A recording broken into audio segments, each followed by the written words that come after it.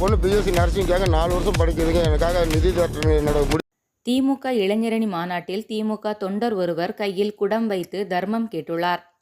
நேற்றைய தினம் சேலம் திமுக இளைஞரணி 2வது மாநில மாநாடு கூட்டம் நடைபெற்றது. அப்போது திமுக தொண்டர் ஒருவர் கையில் பேனருடன் தன் மகளின் படிப்பு செலவிற்காக கையில் குடம் வைத்து திமுக கழக நிர்வாகிகளிடம் நிதியுதவி கேட்டுள்ளார். தன் பிள்ளைகளையும் தன் குடும்ப உறுப்பினர்களையும் உயர்த்த முதல்வர் மு.க.ஸ்டாலின் தன் கழக உறுப்பினர்களை கண்டுகொள்வதில்லை, அவர்களுக்கு தேவையான நலத்திட்டங்களை செய்து கொடுப்பதில்லை.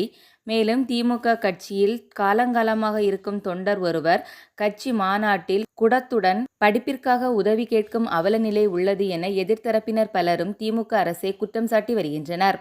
இதுபோன்ற செயல்களாலே திமுக கட்சியின் மீதும் திமுக தலைவர் மு.க.ஸ்டாலினின் மீது மக்கள் அதிருப்தி மனநிலையில் இருந்து வருவதோடு வரும் நாடாளுமன்ற தேர்தலில் திமுகவிற்கு வாக்களிக்கப் போவதில்லை என்றும் கூறி வருகின்றனர்.